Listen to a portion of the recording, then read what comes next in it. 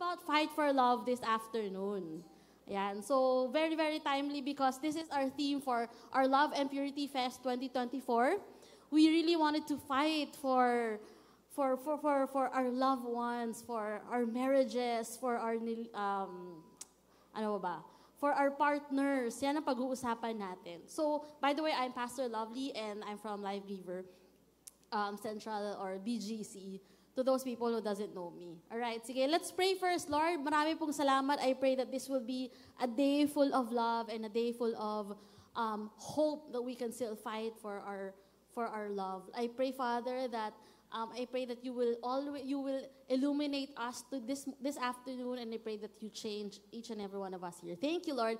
In Jesus' name, come on, everybody say, Amen. Palakpakan natin si Lord. Ayan. Pag sinabing fight, ang meaning pala ng fight is contend in a battle. Okay? Or ibig sabihin, it's a physical combat. You wanted to really contend. Gusto mong manalo, gusto mong ipaglaban. Kung may pisikalan, you're gonna be involved to that physical fight in order to get, to win that battle. Sino ba gustong ayaw manalo? Tama po ba? We all wanted to fight. Especially, we wanted to overcome a person by blows or weapons. Okay, so pwede din naman in physikalan talaga, you wanted to hurt or maybe you wanted to overcome that person. Or, ang ganda ng pinaka-last na meaning is to put forth a determined effort. Okay, yung nilalagyan mo ng matinding effort, okay, yung isang bagay that you really love the most. That is important to you. Pinagpe-pray mo ito ng matindi. Okay, I don't know, no? Parang the Lord has been giving you that desire for that person, for that thing, for that work, for that promotion. At nilalagyan mo siya ng determination and nilalagyan mo siya ng effort para makuha, hindi mawala. Okay, so hindi naman pwede na may gusto ka pero wala namang effort na nakikita sa'yo. Okay, hindi mo pwede sabihin na, alam mo, mahal kita, gusto kitang ligawan, pero Valentine's Day, hindi mo naman mabigyan ng bulaklak. Diba, parang you wanted to give a fight. You wanted to give a fair fight for that person, for that love, for that job, whatever it is. So, I love the word that you put forth a determined effort. Okay, so ngayon, ang series natin will be Fight for Love. Question is, meron ka bang pinaglalaban na isang bagay sa buhay mo? Or gato, meron ka bang isang bagay sa buhay mo na talagang pinaglalaban mo? Right? Or alam ko marami tayong mga pinaglalaban sa buhay, pero ang tanong, pinaglalaban ka din ba? Para magkaiba tayo, no? O parang ang lungkot. Ang lungkot ng effort, pinaglalaban mo, pero hindi ka man lang pinaglalaban. Ang sakit, Lord. Parang one way lagi yung, yung one way lang lagi. Okay, have you ever fought for love? Sa panahon ngayon, ang daming hiwalayan. Kaya baka natatakot ka ng mag-love life kasi syempre, there's Kathniel, di ba? Parang of all the love teams dito sa Pilipinas, parang the list that you expect na maghihiwalay would be Kathniel. And then it happened. Tapos ngayon, sino ba yung latest? Bea and Dominic Roque. Okay. I don't know kung ano ba mga chismis natin dyan. Meron pa ba isang chismis? Isang vlogger din napanood ko. Si Zara and si Simon. Kilala niyo ba yun? Naghiwalay din pala, no? Parang, ano ba yan? Parang ang hirap naman yung umasa sa love kasi parang wala na tayong nakikitang forever. No? Ang forever na lang talaga kami ni JM. Yun lang talaga nakikita. Okay, so may mga bagay na, ano ba to? Parang, bakit parang hindi na natin kayang ipaglaban. Kung ano man yung issues, ano man yung pagkakaiba ng ibang tao. But of course, I have a good news. Iba yung love story natin. Okay, bibigyan tayo ng Panginoon ng ibang klaseng pagmamahal na kaya mong ipaglaban hanggang dulo at sasabihin mo, mamahalin kita till death do us part. Amen? Sino rito naniniwala by faith na mangyayari ito? We don't want to live in fear. Alam mo, one thing na nag-strike sa akin when I was talking to one of our ninangs is that, sabi niya, you know what, Lovely, in your marriage, do not live in fear. Kasi alam mo yung minsan, I'm not sure if it happened to you sa mga nanganak na or mga postpartum. Di ba parang you're so fearful of nag-iba na yung size mo. Alam mo yung dati, kaya nga tinatanong ako, Pastora, anong size ng t-shirt mo? Small po ba yan? Sis, 10 years ago na yun. Large na ako ngayon, XL pa nga ata. Di ba? Parang, hindi, mukha lang po ako small, di ba? Pero mga large na yan. But you know, it really, ang dami nag-change no, pagdating sa love. And parang minsan, you wanted to live in fear na, baka naman ayaw na ako ng asawa ko kasi ang laki na ng pinagbago ng katawan ko. Tapos parang yung mukha mo parang nag-iba, parang naging size 2. Dati small ka, ngayon large ka na. Alam mo yun, parang you wanted to question na, Lord, kaya pa ba to? Mamahalin pa ba ako nito? And you wanted to live in fear. But sabi niya, lovely, no, you always have to live in faith that those things that happen outside the world will not happen to your marriage. You know, and that's what I always want to walk with. I want to walk with faith. That I can fight for my marriage. That I can fight for the loved ones na binibigay ng Panginoon sa akin. Amen? Yan ang gagawin natin. And I want to begin with the story of Joseph and Mary. Okay, I have meron akong trivia sa inyo. Yung story ni Joseph at ni Mary, isa to sa story talaga na nagpaya sa akin kay JM. Story ni Mary. Basahin nyo, it was really a beautiful story. Actually, simple lang kasi siya, pero pag binasa mo yung parang commentary, who is Joseph?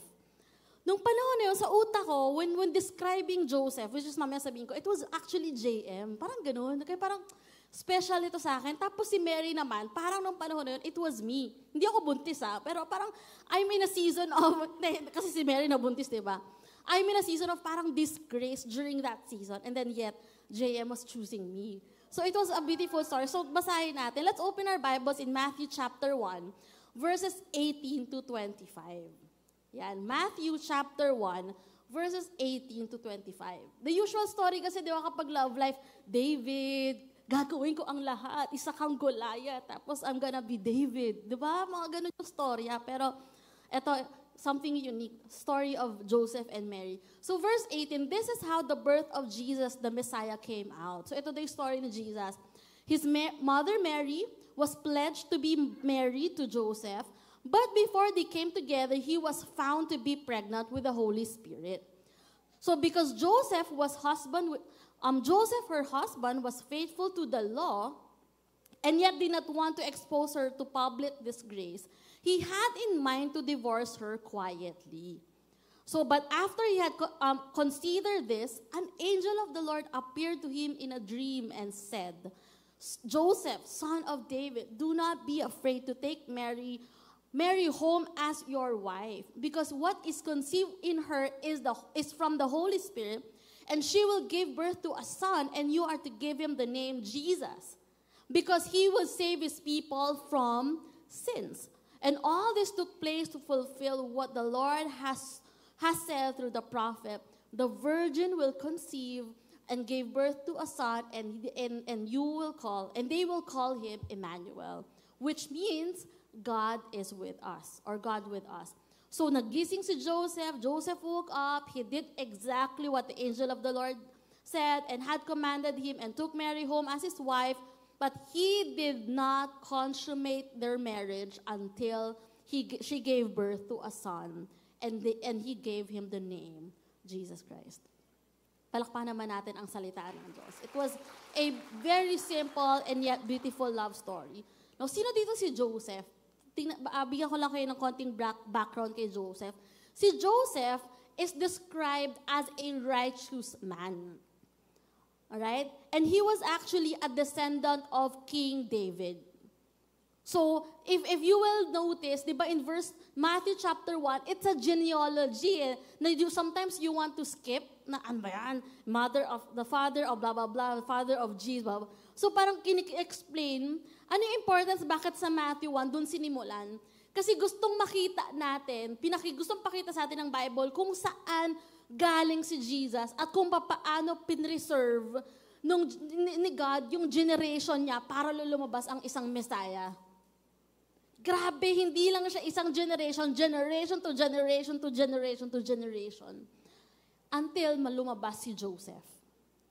At pinili, sobrang grabe nga, Lord, at sino ba si Joseph para piliin mo No, and then lumabas si Joseph at siya ang piniling maging tatay ni Jesus dito sa mundong ito.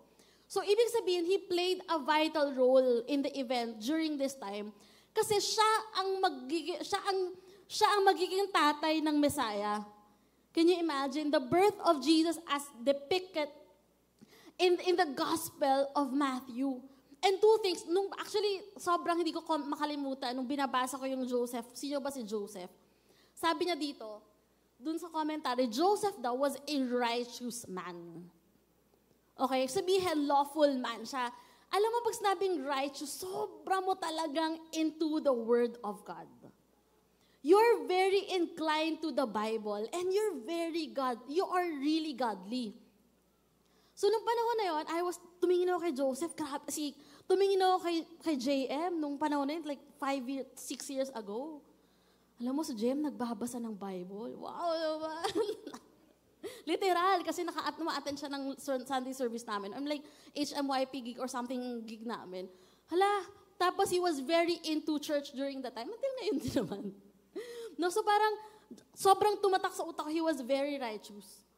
Okay? Grabe, ganun niya kamahal yung law ng Diyos. Right? He memorized it. Yung law ni Moses, kumbaga is very intentional in following the word. Ganun siyang mama. At the same time, is very loving also. Okay? Paano mo nasabi? Is very, nung nalaman niya na si Mary ay buntis, kaya sabi niya, Joseph, her husband, was faithful to the law. He was very faithful. Hindi siya pwedeng mag-deviate from the word of God. So, anong nangyari? Because of that, gusto ko bang malaman nyo, sa sobrang lawful niya, may nangyari sa kanila, nabuntis si Mary, na hindi naman niya ginagalaw, at wala namang gumagalaw, at hindi naman niya alam, sino kaya gumalaw? Paano nabuntis yan? Diba? Parang paano nabuntis? But did you know how ang description pa na hindi ko makakalimutan na nabasa ko sa Bible, during that time when I was really praying for a man, he was very gentle. Alam mo yung gentle in spirit, yung loving spirit, yung kind spirit, ganun yung description sa kanya. Sobrang na-inlove ako kay Joseph nung nagpe-pray ako. Tapos sabi niya, and what I love about this, sabi niya, yung word kasi na quietly, di ba, he wanted to divorce Mary quietly. No, in custom and tradition po kasi pala is that kapag when you divorce quietly pala ang isang tao, kasi di ba hindi ka pwedeng magpakasal ng buntis na, talagang no ito sa law. Okay, you have to marry someone who's really virgin and untouched and not pregnant. So you cannot do that talaga. Nung panahon talaga nila. And so, si Joseph, lagot, patay, paano to, nabuntis si Mary, and I cannot really do this. I am faithful to God. I am faithful to the Word. And how can I do this? But sabi niya, he want to divorce Mary quietly. And sa part na yun, alam niyo po ba na very selfless yun na act ni Joseph? Because kapag ginawa pala niya ito, wala siyang marerefund sa lahat ng ginastos nila sa preparation. Okay, whether it could be a dowry or whatever na nilabas na niya or any damage, wala na siyang makukuha doon. And yet, okay lang. Okay, wala rin naman silang prenuptial agreement, no? I don't know in their context. No, pero sa panahon kasi nila ang marriage ang custom talaga ng engagement, talagang may ilalabas ka. May dowry talaga, no? Pero iba sa prenuptial agreement na custom. But you know, pag naglabas ka na, nako, ika-quietly divorce ko na lang to na kahit na wala na akong makuha ulit. Can you imagine that heart, that love, that kindness, that gentle spirit na meron siya? And sa ancient Bible times, ang tradition talaga nila is that the word is required talaga silang mag-divorce. Kapag naging unfaithful yung partner mo sa'yo or kapag nabuntis yung partner, wala ka naman talagang kinalaman doon. So meaning no choice si Joseph sa part na ito. So I want to share to you 3 things. Okay? And just for you to remember, I'm gonna share to you with 3 P. Sabi mo nga P. Para maintindihan natin. Ano yung 3 P na pinaglaban ni Joseph dito sa story na ito? And I hope that this could also change the way you view love. Okay po ba? Alright. Una-una na pinaglaban niya, number 1, he fight for your passion. fight for your passion. The first P would be passion. Okay, ano yung passion dito na nakita nyo sa story ni Joseph? His passion to what? Doon sa story na kinuwento natin. Ha? His passion for? For the Word of God. Yung passion niya, yung pag sinabing passion is your extreme, controllable emotion or feelings. Yung talagang extreme na nararamdaman mo yung pagmamahal dun sa isang bagay. Okay? Well, pag sinabing passion, it could be hate, it could be love. Pero this time, yung passion dito na sinasabi, yung pagmamahal ni Joseph dun sa Word ni God. You know, to the point that ever since, he was very known to be faithful doon sa salita ng Diyos. At ayaw niyang hindi sumunod sa salita ng Diyos. Pag may nabasa siya, may devotion siya, definitely gagawin niya yun sa buhay niya. Right? Very conscious siya to be godly. Very conscious siya to be righteous. Nakakatuwa. Righteous na siya in his single season, in the engagement season, how much more in the marriage season. No, alam mo ang nakakatuwa kay Joseph, sinentro niya yung buhay niya sa salita ng Diyos. Grabe. One thing that I love that I have also learned is that in marriage, in whatever season, whether you're single, whether you're engaged, whether you're married, alam mo maganda at advice ng sinabi ng Bible, standard ng Bible, not my standard, would be you center that relationship with the Word of God. Grabe, hindi ka pala maliligaw. Right? So yung isang passion niya is yung Word ng Diyos. Andun yung mahal niya. At kung tatanungin mo sino mahal niya, si Lord. To the point that he wanted, ako, Mary, so, alam mo yun, parang kung andun ka, Mary, sorry, mali itong ginawa mo, paano ka nabuntis, hindi ko talaga kaya. But because I really wanted to be faithful, and then I want to quietly divorce you. Okay. But what changed his mind? What happened? So what happened in the story? Biglang may lumitaw in his dream. May lumitaw na what? In verse 20. But after he had considered this, na-consider na niyang i-divorce, the angel of the Lord appeared to him and to him in a dream and said, Joseph, son of David, do not be afraid to take Mary home your wife, because what is conceived in her is from the Holy Spirit. Alam mo what changes mind? He's very faithful with the law. Ang nagpa-change pa rin ng mind niya is yung salita pa din ng Diyos. Sino? Of course, it's not through the law na written, but it is the word from, exactly the word from the Lord. Yung angelic visitation dito, it also signifies Jesus showing up to Joseph. Sorry, the Lord showing up to Joseph physically, sabi niya, in a dream. Hindi physically, in the dream, sabi niya, wag mong gawin yan, i-consider mo, pakasalan mo, kasi whatever is in her is from the Holy Spirit. Wala siyang second thought. Okay, ginawa niya agad-agad. If it's not from kung hindi sinabi ng word, hindi niya talaga gagawin. I have a question for you. Do you have a word of God? Sa mga nanliligaw dito, meron ka bang salita ng Diyos na pinanghahawakan? Ate, let's not to spiritualize. Ligawan lang naman to. O naman, we don't want to spiritualize everything. Pero you know what I really love is that we can always be guided by the Word of God. Amen? Pag naniligaw ka, ano kayang Word ni God sa akin?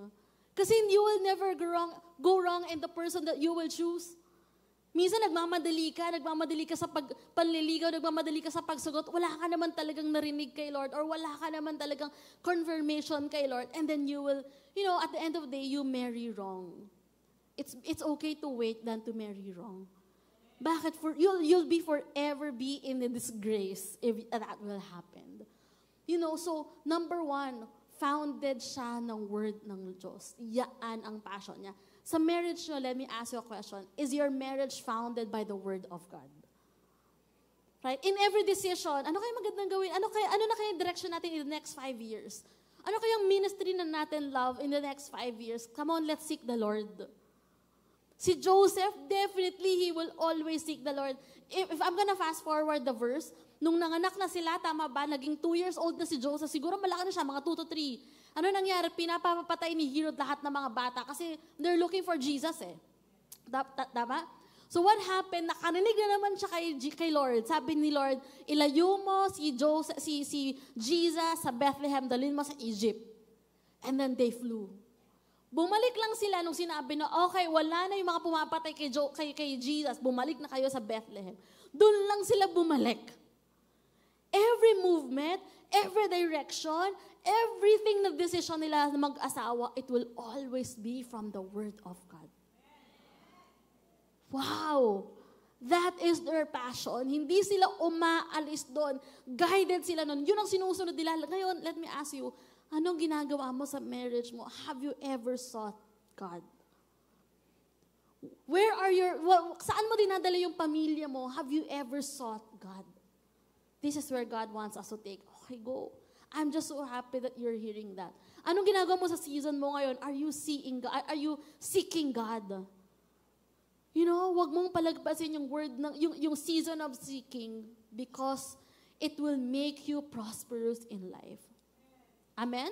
So when conflict arises in marriage, along masasandalan? Word of God. Kapag hindi mo na maintindihan yung partner mo, anong babalikan pa rin natin? Word of God. No, kaya di ba pag pumipili din tayo ng mga ninangs and ninongs natin, we pick those people who's also God-centered. Alam mo yun, yung tipong wala na kayo, hindi nyo na nakikita yung Bible, hindi nyo na naririnig yung Bible. Pag pinuntahan mo yung ninong-nina nyo, saan kayo ibabalik? Sige, balik tayo sa Word ni God. Dito tayo bumalik. Ano ba sabi sa Word? Ano ba sabi ni Lord dito? Amen? Palakpan naman po natin si Lord. So he obeyed the word of God even if it's outside the norm. Ano ba yung norm? Hindi outside ng norm nila, hindi pwede magpakasal ng buntis. Pero kahit ganoon, ang word ni God pa din ang sinunod niya. Amen? Number 2, so that's number 1. You fight for ano sabi ko? Ano yung number 1? Fight for your passion. Paglaban mo yung salita ng Diyos every morning, gawa tayo ng artal, mag-pray tayo. Right? Sa mga relationship nyo, maybe you're engaged, you're preparing for your wedding, let us pray. Let's seek the Lord. Huwag nyong memenosin ang salita ng Diyos. Amen? Palakpakan naman po natin si Lord. Yan. Number 2, fight for your purity. Fight for your purity. In Matthew 1, verse 24 to 25, when Joseph woke up, he did what the angel of the Lord had commanded him and took Mary home as his wife.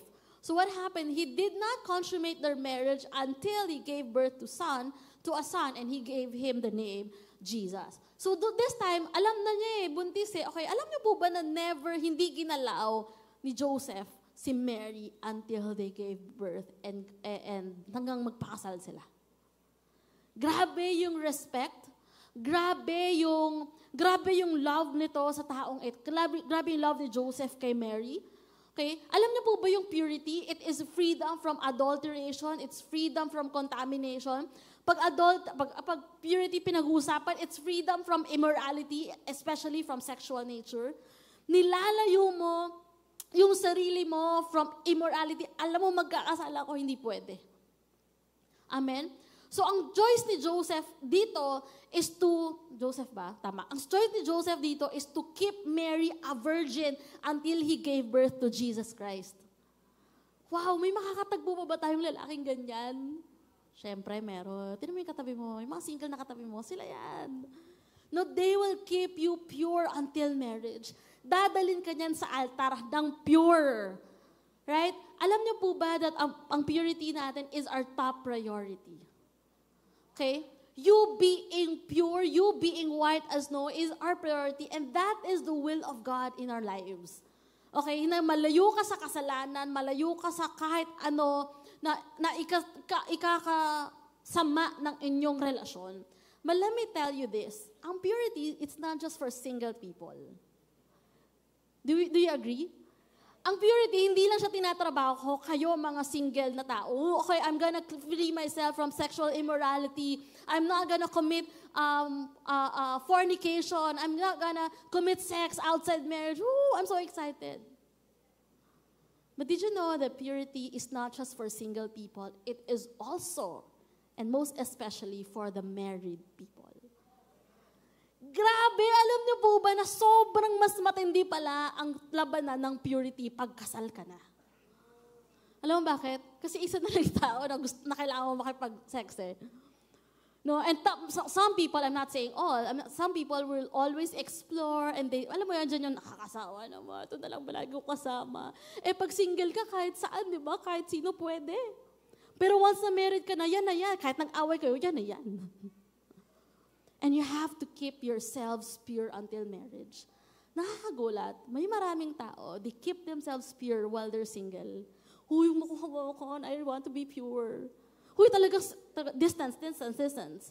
Nung nagpakasal, wala nang distansya sa ibang tao. Nung nagpakasal, tsaka humarot. Nung nagpakasal naman, tsaka na yung tipong open for everybody. Hindi ko magets. They're praying so hard to pray for that spouse, and when God gave that spouse, tsaka naman, lumikot yung utak. You know, did you know, guys, that even while you're married, you still need to keep yourselves pure? Alam mo anong labanan sa marriage? Porn. Labanan sa marriage, ano ba? Ang dami. You know, because why? Because you wanted to do more, you wanted to explore more. Sometimes your partner will be insensitive not to feed your needs.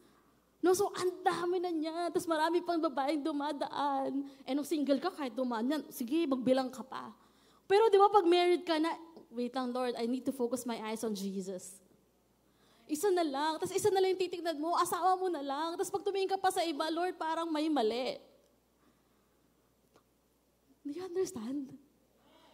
So akala ng mga tao, ang purity ay para sa mga single lang, sa mga kabataan lang, hindi po yun.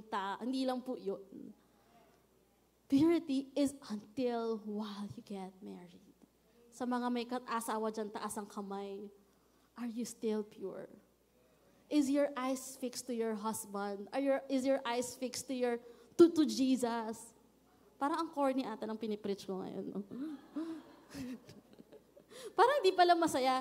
Nung pinreach ko to sa life group namin, ate, parang di pala masaya. Ayoko na mag-asawa. Parang mas masarap ata mag-explore.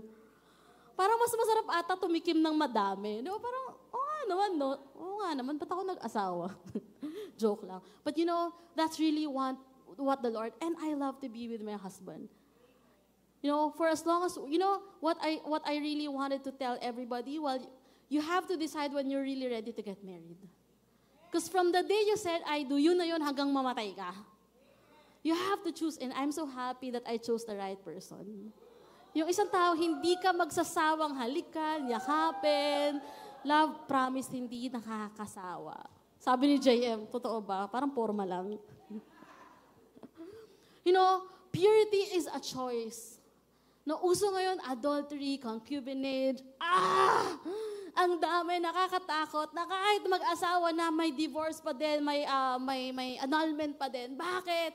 Because people are not choosing to be pure until marriage. Nakakatakot. No, purity is done and thought of not just while you're single, tama, sinabi ko na pala yun, and keeping your purity is not, sinabi ko na rin. Pag hindi talaga ako nagsascript, wala na, inuunahan ko na. No, so while you're single, you abstain from immorality. Kung may virgin pa dito sa loob ng kwartong ito, congratulations. At kung hindi ka na single, that is still fine. Palakpakan naman natin wow, Tita Marge, wow, sa mga virgin, tumataas. Parang, Diyos ko, in Jesus' name, honesty labas. 3 years ago, virgin, sa mga hindi na virgin, I want to tell you, there's still a second chance for you. You can still be pure as white as snow. May bibigay si Lord na tamang tao para sa'yo. Amen? Wow, talaga, Principal Kim, talagang, Lord, I'm that person. Right? If you're single, abstain from immorality. Kung may virgin, usap pa po yan. Keep it up, keep it pure until you get married. Pag hindi na pure, okay pa din yan. The Lord can make you pure, just repent. Pero sa mga married couples, stay pure. Pastor Rudy, tama po ba yun? You have to stay pure. Dapat pala pipikit kapag merong nakakita ng mas maganda sa asawa mo. Pero pag sobrang ganda talaga model, sabihin mo, Lord, pumikit ka na. Taga, di ko na kaya. Okay lang magka-crush. Alam mo, pinapayagan ako ng asawa ko magka-crush eh. Ang dami kong crush. River Cruise. Talaga, Lord. Grabe. Pero, you have to consciously make an effort to stay pure. Amen. There's this one time, kami ni Jay, we're very, very exclusive. We don't want to other people to get involved with our marriage. Sobrang, we wanted to keep that purity, and we're very conscious about that. Okay? And marami kaming sinet na agreements and rules in our marriage. Maybe to some single, baka pag dumating na kayo sa point na nagpakasal na kayo, you will also set boundaries and agreements for that marriage to be pure. Okay? Importante pala yung agreement pag nagpakasal ka. Ano ba yung mga rules natin? Ganyan. So, we have those things in our marriage. No, so ayaw namin sumama sa ibang mga tao. Sa kunyari, ako, opposite sex. And because, hindi natin alam kung anong gagawin ng kaaway, di ba? Parang ang dami-dami, akala mo okay lang. Pero maya-maya, parang nafe-feed mo na yung love language ko na nami-miss out ng husband ko.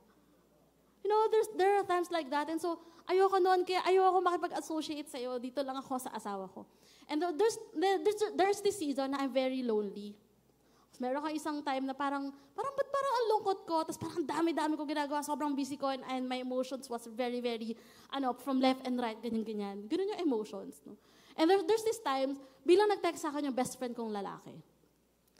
Wala lang, sobrang pure kami. In a sense, Lord, we're very pure, wala kami pinag-usapan na kahit basta magkaibigan lang kami. And nung nagpakasal ako, sabi ko sa sarili ko, my best friend would be my husband. Wala na ako kahit anong best friend na lalaki. Pero while I'm single, talagang lahat ng best friend ko, lalaki talaga. Talagang wala akong best friend na babae. Mga isa lang, ganun. So, nag-decide ako, I'm not gonna be associated with my best friend, guy best friend. It's only JM. So, bumalik siya. Sabi ko, Lord, miss ko yung lalaki kong kaibigan. Parang I wanted to go out. And so, tumawag siya, Lovely, saan ka? Nandito ako, nag-shoot ako noon. Meron akong client. Sabi niya, okay, sunduin mo ako. Okay, game. Sige, maya, palis na ako. And then, may kotse pala ako, no? Punta tayo, meet kami. Papunta na ako doon. Nalimutan ko. Teka lang, may asawa pala ako. Tuwag ako, so pupunta ako kay ganito, magkikita kami. So, ang tahimik niya. Okay lang ba? Pupunta ako doon, makikipag-meet ako. Magdi-dinner lang kami, maybe like 1 or 2 hours. Tapos sabi niya, okay lang kung umuwi ka na lang. Yung sinabi niya, di naman siya nag-no, di naman siya nag-yes, pero umuwi ka na lang. Hala, gusto ko umiyak. Parang, ito na nga yung first time na we-meet kami ng friends ko. Wala akong friends, wala akong kasama, whatever, ganyan. So, I can all do that. But sabi ko, okay, sige, uuwi na ako. So, ininja ko yung kaibigan ko. No, and then I realized na, shucks, oo nga, no. Sometimes when we tend to be lonely, we tend to forget the agreement ng namin. And sabi ko, hindi sumama yung loob ko. Honestly, hindi ako nagalit, hindi ako nagtapo. Umuwi ako, masaya ako umuwi. Sabi ko, I'm sorry, I forgot. And sabi ko, Lord, from this day on, sometimes I forgot to, ang purity is minsan nakakawala ka dun sa binaud mong rules. At alam ko, hindi ako mag-step outside that rule because I know myself, I trust my friends. Nothing will happen, it will just be public. Pero sabi ko, ayoko nang itry. I don't wanna try because when I step out of that healthy boundaries, and alam mo yung feeling ko lang may boundaries kami na ito lang talaga, when I step out of that boundaries, feeling ko may demonyong mas madali lang akong kunin. Bakit? Kasi yun yung sinet na boundaries ni Lord at sinet namin boundaries na we agreed before the Lord eh. And when you step out of that, wala na dong protection from the Lord. Kahit na pure ako, kahit na ate, promise mamatay man, kahit ipis hindi ko papakasalan. Okay. Pero when you step out of that set boundaries of healthy boundaries that you agreed with the Lord, that could be, parang baka may mangyari that we don't want. Again, we don't want to live in fear. But we just wanted to live with the boundaries that God has set for us. To be healthy. Sabi ko, next time, sama ko na lang si JM. Sige, sure. I can go out with my husband and I can always do that. And sabi ko, so what I wanted to say is that yung purity, it's a conscious effort every single day. Merong set na boundaries si Lord sa'yo while you're single, doon ka lang.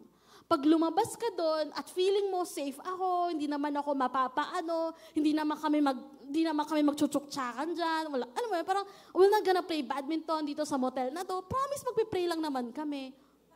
But you went outside of that boundaries, that's not safe. Ganon din daw sa marriage. So I'm not saying that's your rule and that's our rule. No, you have to set your own rules. You have to set your own boundaries while you're married and while you're single. You follow that and you become faithful to that. No, alam mo, with that, you're gonna stay pure.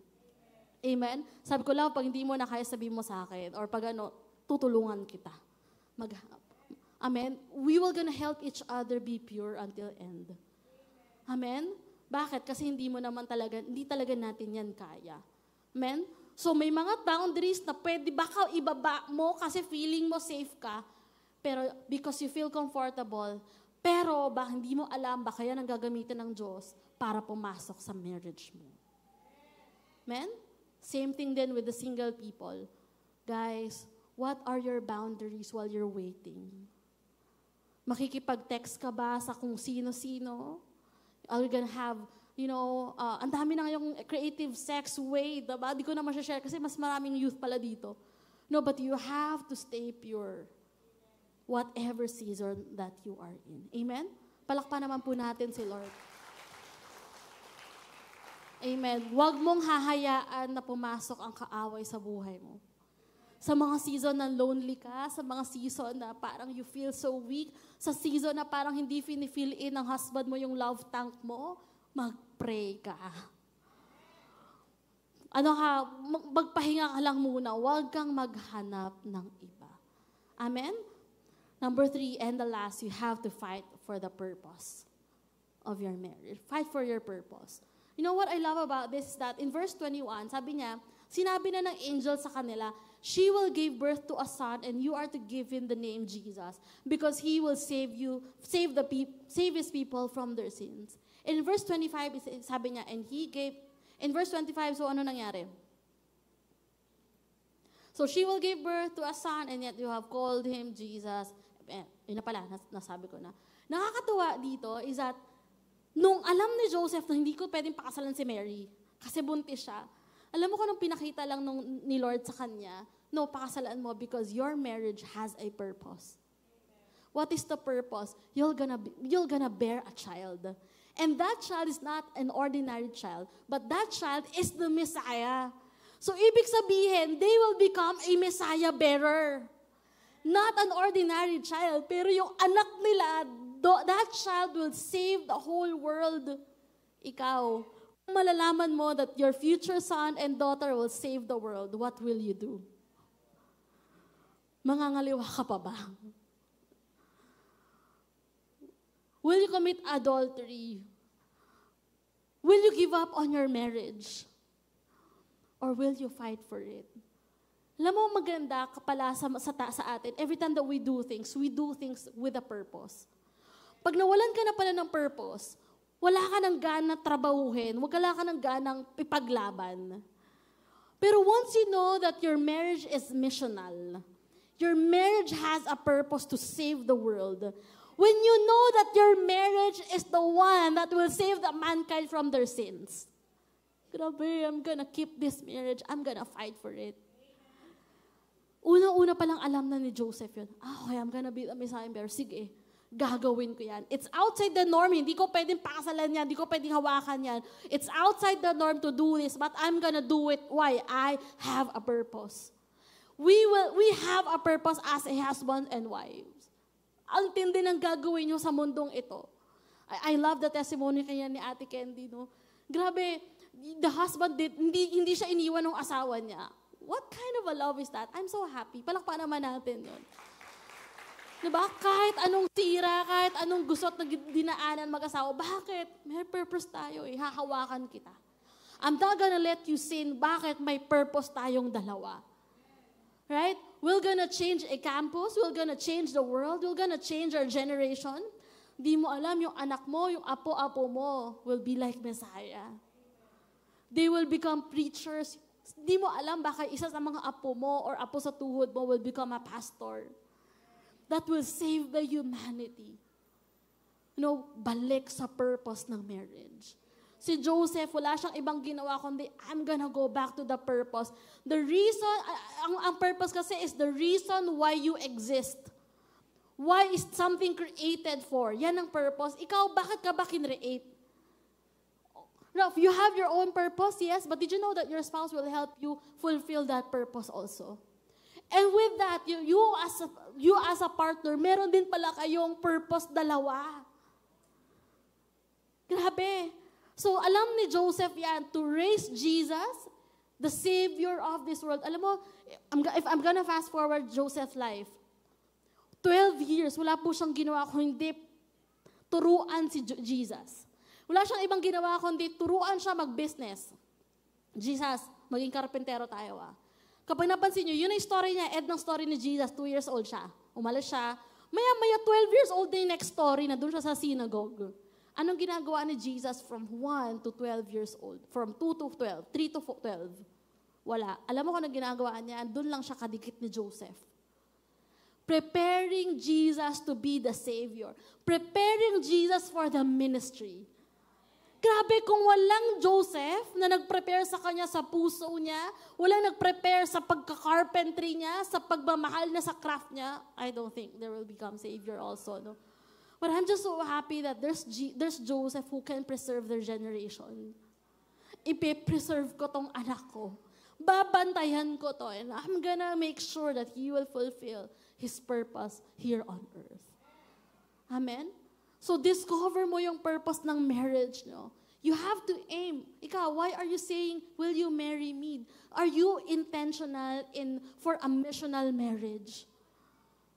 You know, I'm gonna say yes to you because we're gonna be missional. We're gonna protect our family from any attacks of the enemy. At grabe yung sensitivity niya to listen to the word of God. Grabe. No? Inaalis na yung pamilya niya from possible danger, possible death, possible attack. Diba? Nung papatay na si Jesus because of Herod, aalisin kita dito. Bakit may purpose ka, anak? Di pwede. Hindi ka pwedeng mamatay dito. Babalik tayo para matapos mo yung pinapagawa ni Lord sa'yo. Yung may mission yung pamilya. At babalik at conscious effort at constant itong tatrabahuhin, ipaglalaban. Bakit? Kasi may gagawin tayo. You know, in my family, I know that we have a purpose. Kami, family ko, sa kapatid ko, sa tatay ko, we have a purpose. And what I really wanted is to continue that purpose. No, it will not just end to me and to Bella. It will also continue even kapag may anak na si Bella at may anak na yung mga anak-anak namin. No, we wanted to continue serving God because that's who we are and that's what we wanted to do. We wanted to love people. We wanted to save people from death. No, and that is the purpose of our marriage. Kami ni Jamie, we wanted to continue that. We're serving both here in the church as admins and we wanted to fight for that. Amen, palakpakan naman po natin si Lord. So 3 things are gonna fight for your marriage. Fight for your passion. Ano yung passion ni Joseph? Word of God. Is your marriage being founded by the Word of God? Andyan pa ba kayo nakasandal? Diyan pa ba kayo nakadikit? Diyan pa ba kayo umaasa? Kapag wala na kayong pambayad ng bills, nakaasa pa ba kayo sa Word ni God? Sabi ni Lord, magpa-provide siya. Amen? Kapag mukhang parang inaatake ng demonyo yung anak ko, balik tayo sa Word ni God. Ano ba sabi sa Word ni God? The Lord will gonna preserve my generation. The Lord will bless me. Kapag parang hindi na ako magkaanak parang sabi ng Diyos, I'm gonna be barren, sandal sa Word of God. Ano sabi ni Lord? I'm gonna multiply you. I'm not gonna keep you barren. I'm gonna use you. If you think na wala ka ng use, teka lang, balik ulit tayo sa Word ni God. Gagamitin ako ni Lord. No, I'm gonna bring back my identity to the one who created me, and that is Jesus. Balik sa Word. Pangalawa, purity. Paglaban mo yon. You know, ang paglalaban, again, hindi lang sa pagiging single. Lalo na sa single kayo, paglaban nyo. Alam ko, mahirap maging single. Kaya nga sinasabi, hindi mo na kaya, pakasalan mo na. Ate, wala akong pera, pakasalan mo na. Parang ang masaya lang kasi dito si Kuya A lang. Nung sinabi, pakasalan mo na, ngayon na. Talaga, hindi ako nagmamadali. Parang after 1 month. Why? Because you wanted to fight for your purity. O nga naman, why prolong engagement? If we can still, do that in 6 months. Because we wanted to fight for our purity. Hatid mo sa altar ng malinis. Hatid mo sa altar ng the purest possible. Holding hands, nagsimula sa holding hands, hanggang sumunod sa yakapan, hanggang mamaya kung saan-saan ka na hinahalikan. Keep yourselves pure. Fight for the purpose of your marriage. What is your purpose? Balik kayo mag-asawa. Ano nga ba purpose natin? Ba't tayo nagpakasal? And when all else fades, parang gusto mo nang mag-give up sa asawa mo. Teka lang, the purpose of our marriage is to love each other, to demonstrate Christ to each other, to be a blessing to this generation, to preach the gospel through our marriage. That is our purpose. Balik tayo doon. Huwag tayo mag-away. Hindi nyo kalaban ang isa't isa. Kalaban nyo yung demonyong umaapi sa inyong mag-asawa. Fight for it. Fight for your generation. The Lord will give you a godly and wonderful children. These children will serve the Lord. Fight for it. Amen? Palakpakan naman po natin si Lord.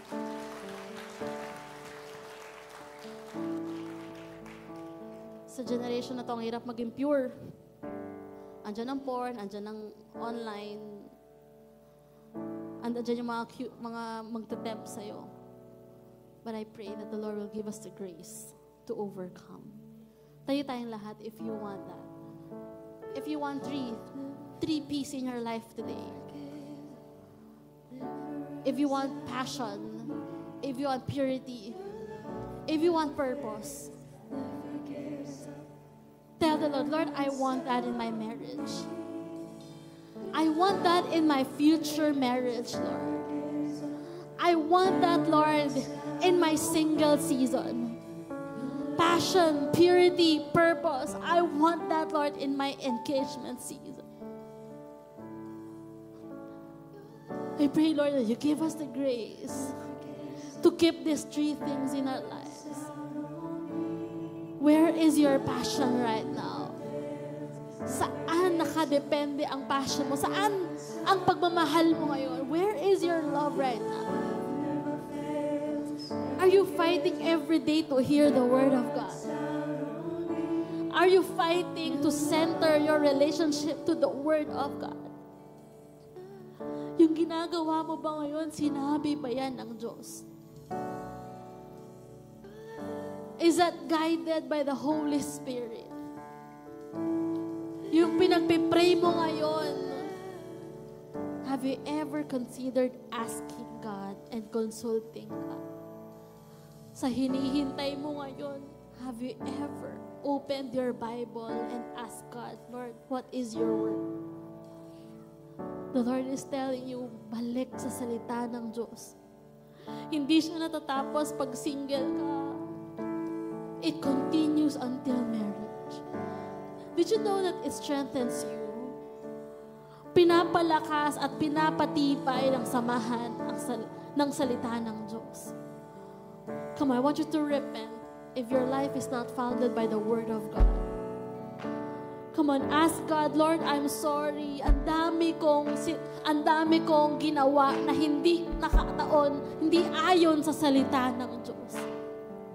Ang dami kong sinira na sabi, ginawa.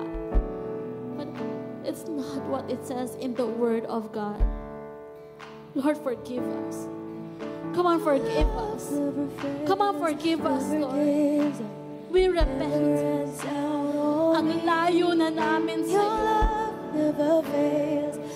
In Jesus' name. Come on, talk to Jesus right now. Come on, talk to Jesus. Never fails, never gives up, never runs out on me. Your love never fails, never gives up on me.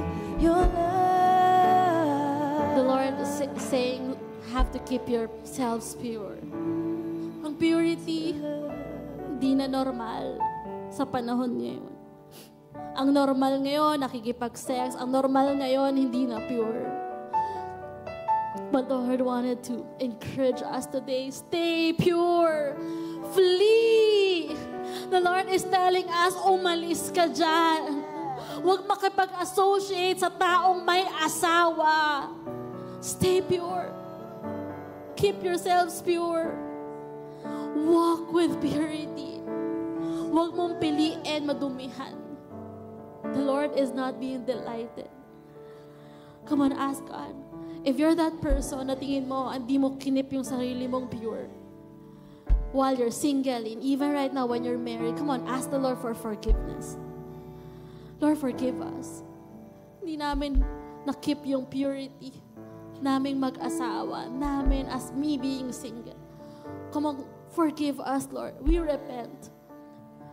Lord, I know that there is a second chance in you and you can turn us as white as snow when we ask for forgiveness. Kapag nag-repent kami, kaya mo kaming paputiin ulit as if hindi kami nagkasala. As if hindi kami nadumihan. And that is for us, to those people who will believe and those people who will repent. Come on, right now, receive that right now in Jesus' name. Come on, receive that right now in Jesus' name. Come on, purity. Come on, purity from front to back in Jesus' name. This is for you. Panatilihing malinis ang puso. Malinis ang sexualidad in Jesus' name. Come on, receive that. Come on, receive in Jesus' name. Come on, receive in Jesus' name by faith. Purity is for you. Purity is for you.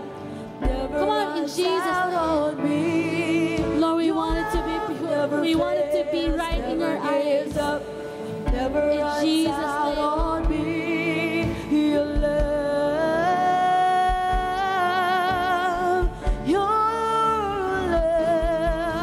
your love never fails, never gives up, never runs out on me.